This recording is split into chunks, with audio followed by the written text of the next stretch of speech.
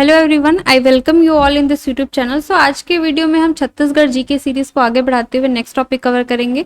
तो सबसे पहले देखिए, आज यहाँ पर शुंग वंश एवं सतवाहन वंश के बारे में पढ़ने वाले हैं।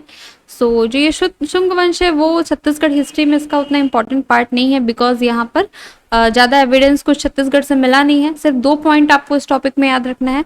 फर्स्ट पॉइंट है यहाँ पर कि मल्हार से यहाँ पर सिक्के प्राप्त हुए हैं, किसके? वासुमित्र के, जिसमें कि अश्वमेध अंकन है, मतलब अश्वमेध वहां पे बना हुआ है। उसके अलावा विष्णु जी की जो चतुर्भुजी प्रतिमा है उसमें एक लेख मिला है जो कि माना जाता है शुंग वंश से रिलेटेड है। ठीक है, तो यहाँ पर आपको सिर्फ 2 पॉइंट याद रखने हैं। उसके बाद नेक्स्ट ये बहुत इंपॉर्टेंट है, सतवाहन वंश। Chhattisgarh history point of view से ये सतवाहन वंश काफी महत्वपूर्ण है। इसमें आप देखेंगे कुछ बेसिक चीजें देख लेते हैं, जैसे इनकी जो राजधानी है वो कहाँ है? प्रतिष्ठान, जो कि महाराष्ट्र के अंतर्गत आता है, और इन्होंने 72 से लेके 200 ईसा पूर्व तक यहाँ पर राज किया है। अब जो इनके साक्ष्य एक एक करके देखिए। सबसे पहले मुद्राओं के बारे में देख लेते हैं। मुद्रा यानी कि सिक्के। ठीक है, तो 3 जगहों से मिला है। इसमें मुख्यतः राजा अपीलक के सिक्के प्राप्त हुए हैं। सबसे पहला है यहाँ पे बालपुर, नेक्स्ट है मल्हार, मल्हार के बाद चक्रबेड़ा। तो इसको आपको याद रखना है, क्योंकि जैसे ही आप सारे पढ़ लेंगे सारे एविडेंसेस, तो कंफ्यूजन होने लगता है कि कौन से कहाँ पर किस वंश का सिक्का प्राप्त हुआ है। तो सबसे पहले देखिए, बालपुर, मल्हार, चक्रबेड़ा। इसको आप कैसे याद करेंगे? इसको आपको ऐसे रिलेट करना है कि जैसे सतवाहन तो 7 वाहन, 7 व्हीकल, वैसे आपको रिलेट करना है। जैसे फॉर एग्जाम्पल किसी के बहुत ज्यादा बाल बच्चे रहेंगे, बहुत फैमिली बड़ी रहेगी, तब तो 7 व्हीकल का जरूरत पड़ेगा, 7 वाहन का जरूरत पड़ेगा। अदरवाइज 1-2 रहेंगे तो 1-2 में ही काम चल जाएगा। मल्हार से आप ऐसा सोचिए, मालदार। ठीक है, बहुत ज्यादा मालदार, तभी तो 7 व्हीकल रख पा रहे हैं, अफोर्ड कर पा रहे हैं। अदरवाइज क्या है, 1 ही 2 में काम चल जाता है, 1 ही 2 रख पाते। उसके अलावा यहाँ पे चक्रबेड़ा, गाड़ियां जो होती है उसमें चक्के लगे होते हैं, व्हील्स लगे होते हैं। तो वैसे करके आपको याद रखना है कि ये जो 3 प्लेसेस हैं यहाँ पर आपको याद रखना है कि ये सतवाहन काल के सिक्के प्राप्त हुए हैं, जिसमें कि यहाँ पे राजा अपीलक के शक्ति क्षेत्र से प्राप्त हुआ है। ये जो बालपुर है वो शक्ति के अंतर्गत आता है। उसके अलावा जो अपीलक है उनका एक तांबा और एक ब्रॉन्ज का प्राप्त हुआ है। उसके अलावा पुलवामी जो है इस वंश के, उनका चांदी का सिक्का प्राप्त हुआ है। और चक्रबेड़ा जो है यहाँ पे रोमकालीन सिक्का प्राप्त हुआ है, यानी कि ये पता चलता है इससे कि ये लोग विदेशों से भी व्यापार किया करते थे। अब नेक्स्ट देखिए, यहाँ पे जो शिलालेख है यानी इंस्क्रिप्शन है वो कहाँ से प्राप्त हुआ है? वो गूंजी से प्राप्त हुआ है, जो कि शक्ति जिला के अंतर्गत आता है। और ये जो इसकी जो भाषा है वो प्राकृत भाषा है। और इसमें एक बहुत मोस्ट इंपॉर्टेंट पॉइंट है कि इसमें जो वरदत्त श्री हैं, पहले जमाने में क्या होता था कि जैसे गौदान करते थे, भूदान करते थे। ठीक है, हर किसी का अपना इस तरीके का ट्रेंड होता था, रूल होता था। ठीक है, अब उसमें इनका उल्लेख किया गया है कि इन्होंने अपनी आयु बढ़ाने के लिए ये 1000 गायों का दान 2 बार किया था। तो ये बात आप अच्छे से याद रखिएगा। उसके अलावा जो यहाँ से इन सतवाहन कालीन प्रतिमाएं मिली हैं वो कहाँ से मिली हैं? वो मिली है बूढ़ीखार, यानी कि ये बिलासपुर के अंतर्गत मल्हार के पास का एरिया है। यहाँ से विष्णु जी की चतुर्भुजी प्रतिमा मिली है, जिसमें कि लेख है।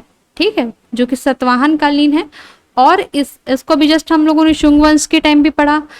अब इसमें एक चीज अच्छे से याद रखिएगा कि वेदश्री यानी कि ये जो सतवाहन कालीन राजा है वेदश्री, इनका इस लेख में जिक्र किया गया है। ठीक है, तो कभी भी एमसीक्यू में पूछा जाए कि किसका उल्लेख किया गया है, तो वेदश्री का उल्लेख किया गया है। उसके अलावा जो इन्होंने स्थापत्य यानी इन्होंने क्या बनवाया है छत्तीसगढ़ में, तो नागार्जुन जो एक बौद्ध भिक्षु हैं उनके लिए इन्होंने 5 मंजिला संघाराम गुंजी में बनाया है। तो संघाराम का मतलब क्या होता है? जैसे कि एक तरह से विश्राम गृह आप समझ सकते हैं, मोनेस्ट्री। ठीक है, उसके अलावा ये जो टॉलमी है मिस्र के, ये विद्वान है। ठीक है, इजिप्ट से आए हुए ये विद्वान है, इसको करेक्शन कर लीजिएगा, टॉलमी। इन्होंने यहाँ पे यात्रा की थी। और ये जो टाइम पीरियड था, ये कब आए थे? उस समय पे जो आप जानते हैं कलिंग क्षेत्र है, वहां पे खारवेल का शासन था।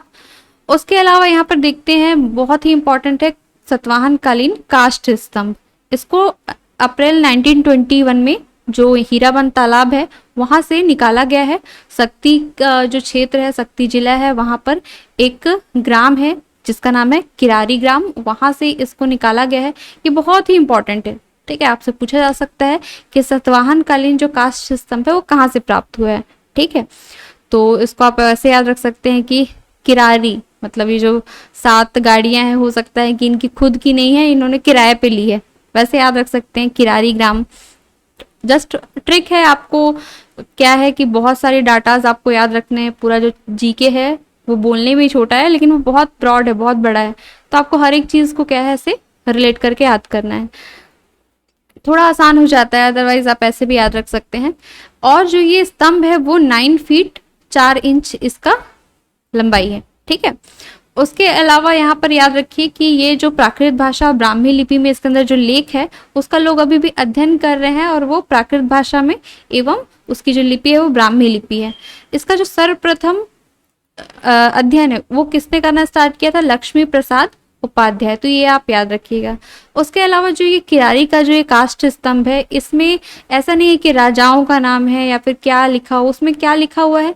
उसमें लिखा हुआ है कि जो अधिकारी हुआ करते थे उनका नाम और पदनाम लिखा हुआ है, कि जैसे पर्टिकुलर जो पोस्ट है वो क्या काम उसको दिया जाता था, उस तरीके का यहाँ पे दिया जाता था। मतलब ये जो कास्ट स्तंभ है उसमें ये चीज मेंशन की गई है। आपसे कभी भी क्वेश्चन में पूछा जा सकता है कि जो किरारी का कास्ट स्तंभ है उसमें क्या मेंशन किया गया है। उसमें ये मेंशन किया गया है कि जो अधिकारी गण होते थे उस टाइम के और उनका क्या काम होता था। तो उसमें कुछ इंपॉर्टेंट जो मुझे लगा है, ये किसी एग्जाम में पूछा गया है, ये प्रीवियस ईयर एग्जाम में, तो इसको आप याद रखिएगा। कुलपुत्रक यानी कि जो इंजीनियर होता था, अभियंत्री इंजीनियर, उसको कुलपुत्रक कहते थे। उसके अलावा भी कुछ इंपॉर्टेंट आप देख लीजिए, जैसे जो धावक है उसको क्या कहते थे? डाकिया। उसके बाद गणक है खजाची, यानी कि जो खजाने का देखरेख करेगा, जो कैलकुलेशन करेगा, उसको गणक कहते थे। महासेनानी, ये तो नाम से क्लियर है कि सेनापति को महासेनानी कहते हैं। रथिक, रथिक यानी जो रथ सारथी, ठीक है, सारथी को कहते हैं। महानासिक, जो कि भोजनालय का प्रबंधक, जो कि भोजनालय को देखरेख करेगा, उसको महानासिक कहते हैं। गृहपति, जो पूरा राजमहल का प्रबंधक रहेगा, उसको कहते हैं, ठीक है। तो अब यहाँ पर देखिए नेक्स्ट पूरा जो है एक बार फिर से रिकॉल करते हैं। गूंजी, बालपुर, किरारी। किरारी से क्या प्राप्त हुआ है? काष्ठ स्तंभ प्राप्त हुआ है। बालपुर और यहाँ पे चक्रबेड़ा और मल्हार, यहाँ 3 जगहों से क्या प्राप्त हुआ है? यहाँ से प्राप्त हुआ है सिक्के, ठीक है, सातवाहन कालीन सिक्के। उसके बाद गूंजी में क्या बनाया गया है? यहाँ पे संघाराम बनाया गया है, 5 मंजिला संघाराम बनाया गया है। और बूढ़ी खार, ठीक है, बूढ़ी खार से भी क्या है यहाँ पे शिलालेख प्राप्त हुआ है। तो इस तरीके से आपको याद रखना है कि कौन से प्लेस में क्या एविडेंस उस वंश का मिला है। तो आज के वीडियो में इतना ही। नेक्स्ट वीडियो में हम अगला टॉपिक कवर करेंगे। Thank you everyone.